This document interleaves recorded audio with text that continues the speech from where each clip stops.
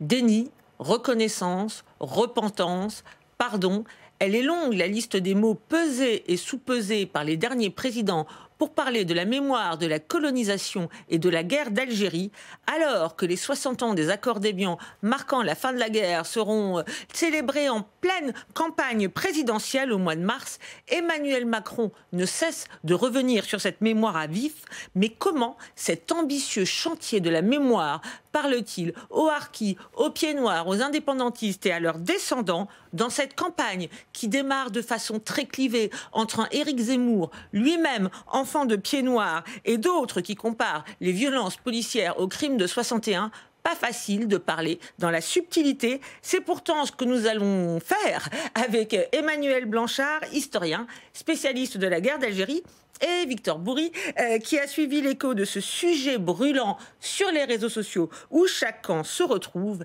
Et cela spécialement depuis le 30 septembre. Ce jour-là, Emmanuel Macron reçoit dans les jardins de l'Élysée 18 jeunes chargés de lui faire des propositions pour apaiser les mémoires de la guerre d'Algérie suite au rapport Stora. Quelques photos, dont celle-ci, postée sur le compte Twitter du président, où il présente ces jeunes, un descendant de harkis, d'indépendantistes, de rapatriés, de juifs d'Algérie, d'appelés, de militaires, d'immigrés.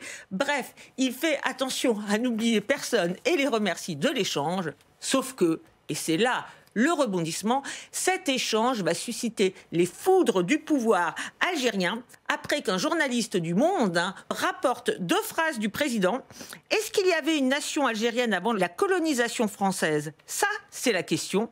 Et celle-là aussi, la nation algérienne post-1962 s'est construite sur une rente mémorielle. Tout le problème est là. Puis il précise qu'il ne parle pas de la société algérienne, mais du système politico-militaire qui, attention, s'est constitué cette rente mémorielle en réécrivant l'histoire.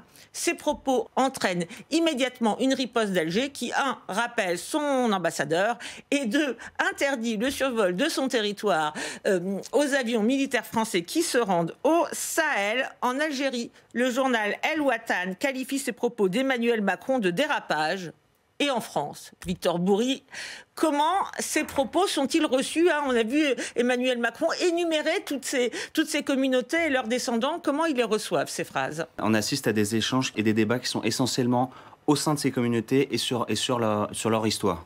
On le voit dans le nuage de mots qu'on a ici, avec les termes de colonie, d'injuste, de dictature, qui font bien écho à ces histoires liées à ces communautés. Ça veut dire qu'en fait, malgré le, entre guillemets, clash avec l'Algérie, que j'ai expliqué, ça ne concerne qu'une petite communauté de gens concernés. Et on voit qu'au fur et à mesure, jour après jour, on a une grande majorité de personnes qui, n'étant pas concernées, au départ, ne s'étaient pas exprimées dessus. Et donc, on assiste à des commentaires, en fait, des différents faits d'actualité et de déclaration du président.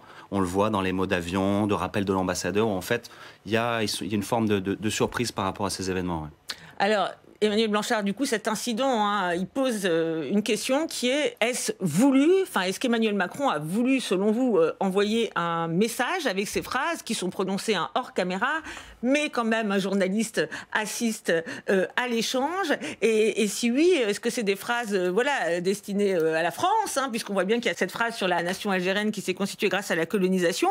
Est-ce qu'il est dans le débat franco-français ou est-ce qu'il parle à l'Algérie avec l'histoire de la rente mémorielle?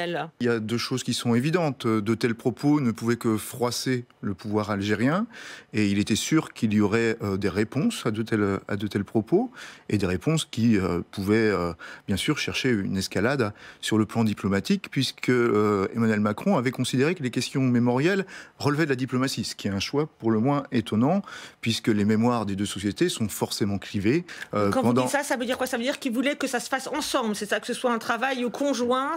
En tout cas, il considérait que dans le rapprochement entre la France et l'Algérie, du point de vue diplomatique, il pouvait insérer ces questions mémorielles. Ce qui, encore une fois, est un choix étonnant. La deuxième chose qu'on peut dire en tant qu'historien, c'est que je ne sais pas sur quel plan s'est placé Emmanuel Macron, mais en tout cas, il ne pouvait pas prétendre à la justesse historique.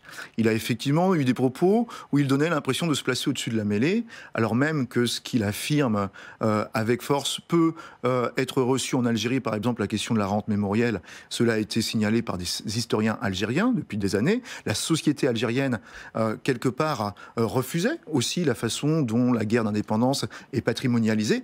Oui, en donc revanche, là c'est un fait, on va dire, du moins reconnu, pas admis. Voilà. Et en revanche, alors... En revanche, il a aussi cherché à trianguler d'une certaine façon. Il a cherché à régler des comptes avec la Turquie, en considérant que l'Empire ottoman était une puissance coloniale, alors que tous les historiens qui travaillent sur cette époque disent que bien sûr... effectivement que la Turquie s'est fait oublier, en fait, voilà. Que la France reste le seul colonisateur. Voilà, c'est ça. Donc, en s'interrogeant sur l'existence d'une nation algérienne, du point de vue diplomatique, il franchit une ligne rouge, et du point de vue historique, on peut dire qu'il rend une très mauvaise copie, puisque bien sûr que les nations telles qu'elles existaient à la fin du XVIIIe, au début du XIXe siècle, n'avaient pas la forme, n'avaient pas la même prégnance. Donc il faut, il relie l'histoire à l'aune de critères actuels. Il est en plein anachronisme. Voilà, des anachronismes, on en voit beaucoup en ce moment. Alors, on a entendu votre lecture sévère, on va dire, d'historien sur, du moins, les propos et la justesse du propos d'Emmanuel Macron, qui vous dit avait sans doute une intention. Il ne s'exprime pas pendant quelques jours, mais face à la relation très tendue avec Alger, il s'exprime en marge d'une interview. Moi, j'ai le plus grand respect pour le peuple algérien et j'entretiens des relations vraiment cordiales avec le président Tebboune. Après, nous avons enclenché un travail. Et donc, on se dit des choses qui ne sont pas agréables pour nous-mêmes. Je ne nous ai pas ménagé avec notre propre histoire. Mon souhait, c'est qu'il y ait un apaisement, parce que je pense que c'est mieux de se parler, d'avancer. Il y a sans doute des désaccords. La vie, c'est fait pour parler des désaccords et aussi les partager. Et donc, il y aura immanquablement d'autres tensions. Voilà, il y aura d'autres tensions. On connaît le proverbe, on ne fait pas une omelette sans casser deux. Et bien là, ce serait plutôt, on ne fait pas un chantier mémoriel sans créer des tensions. Que pensez-vous de son commentaire ? Dans un premier temps, j'ai l'impression que justement, il cherche un peu à rétropédaler dans le sens où il considère que ce chantier mémoriel est avant tout un chantier français, un chantier national, d'une certaine façon. Ok, donc là pour vous, il rétropédale en se reposant, parce que même s'il dit, ça crée des tensions, il y en aura immanquablement, il réévoque des tensions plutôt dans un contexte franco-français, c'est ça ? Dans un premier temps. Dans un second temps, il essaie de se positionner d'une certaine façon, encore une fois, c'est pas mon métier, mais en personne qui parle franc, et quand on parle franc, on crée des tensions. Tout simplement, il se positionne dans une histoire où les sujets de mémoire et d'histoire de la guerre d'indépendance ont forcément été clivants entre les deux États, puisqu'il y a des demandes et des attentes qui sont fortes du côté algérien, qui ne sont pas des attentes de mémoire, qui sont des attentes de reconnaissance et des attentes de réparation. Et donc, tant qu'il n'y aura pas cette reconnaissance et ces réparations, d'une certaine façon, forcément, vouloir amener le gouvernement algérien sur la question de la mémoire, c'est une façon de ne pas répondre. Le contexte de la campagne, pour vous, il pèse ou pas là ? Certes, vous êtes historien, mais enfin, quand même, vous connaissez bien le sujet, ce travail sur la mémoire. Vous vous dites, là, il est en campagne. On sait que ce sujet, il arrive toujours dans les campagnes, ou vous vous dites, il continue son travail entamé ? Depuis qu'on est passé au quinquennat, une élection présidentielle sur deux concorde avec les commémorations de la fin de la guerre d'indépendance algérienne et l'émergence de ce nouvel État algérien.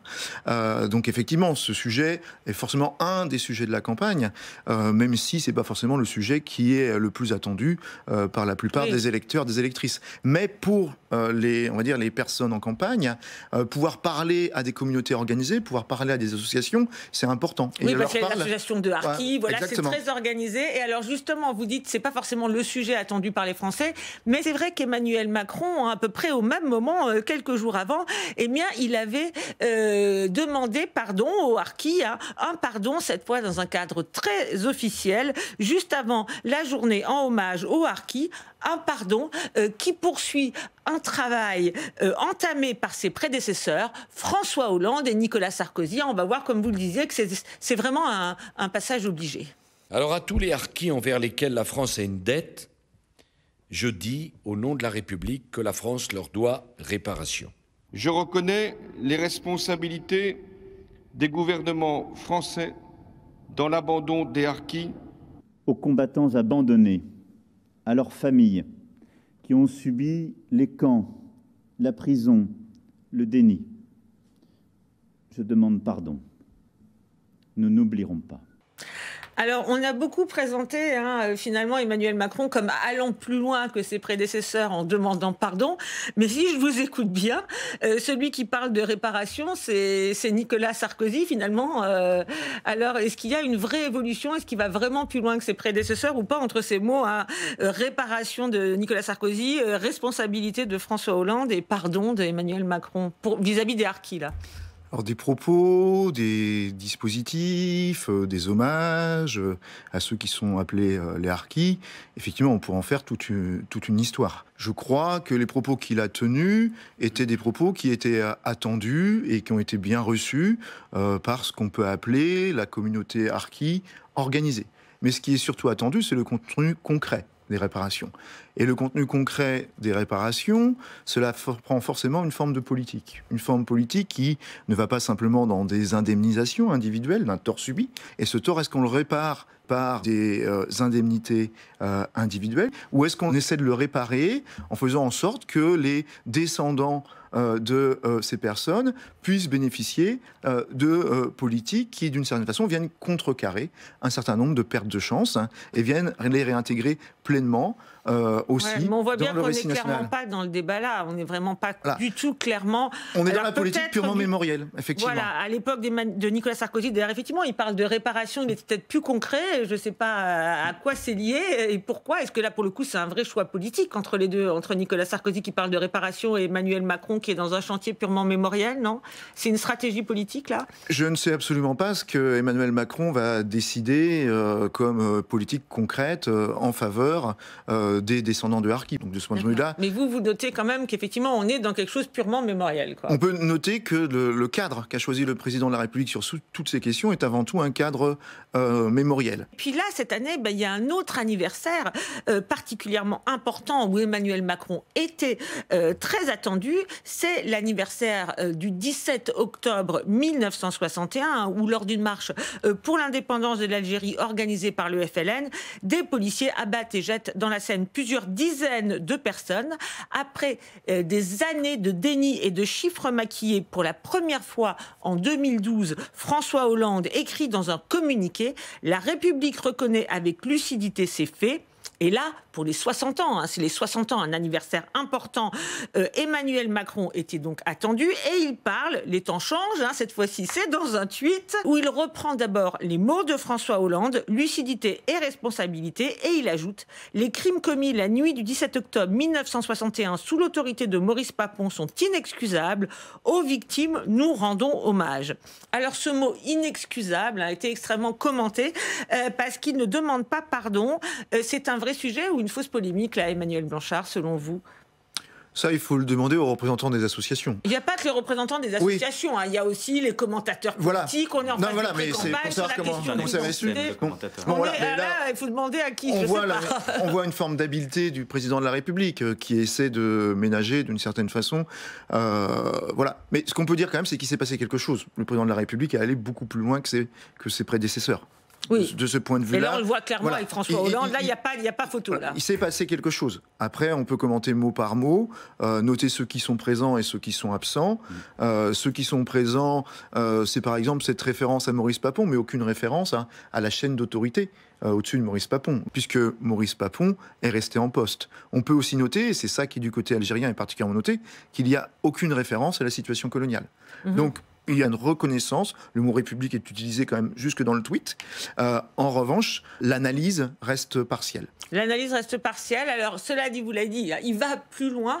Victor Bourri, comment c'est reçu, là, pour le coup, par les uns et les autres, voire les Français lambda et non concernés par le sujet, parce qu'on a beaucoup annoncé à l'avance cette commémoration. On voit qu'il y a bien un avant, un après, et à partir de la date du 17, on a des discussions et des débats qui sont beaucoup plus polémiques, plus clivés. On sent à la lecture des messages que le débat s'électrise un peu plus, en tout cas dans la teneur des messages. Il s'électrise sur quoi? Il s'électrise justement sur le fait qu'il va sur un... Qu'il va sur le terrain, sur les mots qu'il emploie, sur sa communication. Il franchit un pas et les internautes le commentent amplement. On a deux catégories d'ailleurs de messages qui s'opposent, avec d'une part les communautés concernées, avec des mots comme massacre, oublié, martyr, des mots très forts qui sont employés particulier dans les messages, et d'autres communautés qui évoquent le besoin plus de réciprocité et de pardon. Donc on sent qu'à partir de cette date, il y a aussi un besoin d'apaisement qui émerge. Un besoin d'apaisement. Oui, avec des messages qui soulignent que désormais, pour aller de l'avant, il doit y avoir des efforts aussi des deux côtés. Donc il y a un grand volume de messages qui est plutôt neutre à notre surprise quand on a fait l'analyse des messages. Ah, c'est-à-dire que finalement, là, c'est pas une question de réparation, c'est une question de passer à autre chose et d'arriver finalement à solder... Exactement, d'apaisement. Donc oui. Je sais pas si dire solder les comptes, en tout cas passer... Ouais, apaiser, ça veut dire aussi passer à autre chose. Ça vous étonne, ça, d'ailleurs? Connaissant pas les émetteurs des messages, c'est difficile, mais effectivement, il est pour un certain nombre de personnes qui ne sont pas directement concernées, sans doute qu'il y a l'idée que plusieurs pas ayant été effectués successivement par le président Hollande en 2012, par le président Macron, il peut y avoir l'impression que, d'une certaine façon, ce contentieux est apuré et qu'il n'a pas de conséquences dans le présent. Oui. Alors qu'une partie des personnes considère, et vous l'avez montré dans un tweet en début d'émission, que ce qui s'est passé ce jour-là est certes exceptionnel, mais ne s'est pas interrompu du jour au lendemain, est devenu beaucoup moins intense dans, bien sûr, le degré de violence, mais avec des confrontations, des violences et des meurtres racistes qui ne se sont pas interrompus du jour au lendemain. Oui, donc il y a certains qui voient une continuité. Il y a un présent du passé et d'autres qui considèrent qu'il faut couper. Ouais, qu'il faut séparer. Il y a le passé et puis il y a aujourd'hui. Donc merci Victor Bourry. On a parlé des mots, mais quid des images et des choix de l'Élysée autour de cet anniversaire hautement symbolique du 17 octobre 61. On regarde les images, attention, cherchez l'erreur, et on accueille Philippe Lenchener, communicant, pour parler de ces images du président au pont de Bezons, près de Paris, où avait démarré la marche du 17 octobre.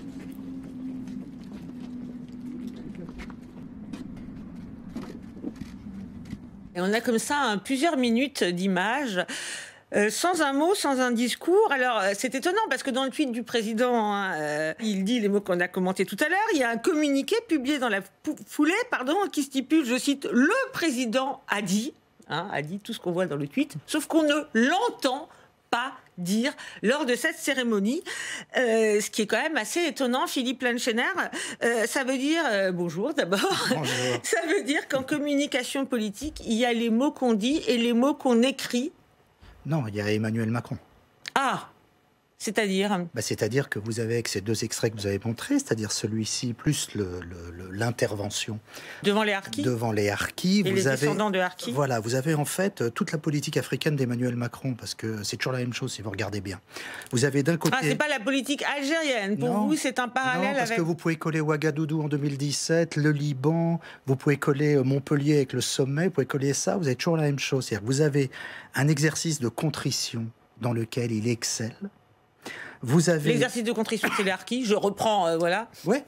Vous avez de l'autre côté l'immersion, l'empathie, pour témoigner d'une proximité absolue avec la vie que les gens vivent et avec les sentiments qu'ils ressentent. Ça, c'est là, quand il est en immersion au milieu d'eux, quand il est sur le pont. De la même façon, vous avez toujours une troisième chose qui est l'appui intellectuel. C'est-à-dire qu'il a besoin d'être baqué par Benjamin Stora quand il s'agit de l'Algérie, par Bembe quand il s'agit le philosophe essayiste. Il s'appuie effectivement sur des figures intellectuelles qui donnent une caution intellectuelle. Vous avez rationnel, émotionnel, intellectuel. Vous avez le triangle de la communication macronienne, avec au milieu toujours, parce que si on oublie qu'il a 40 ans, on ne peut pas comprendre, une culture du clash et du parler-cash qui, après tout, rappelle qu'il est de sa génération. Oui, donc vous avez cité ces trois ingrédients, vous approuviez. Pour vous, c'est un peu la même chose, où il y a quand même une spécificité algérienne?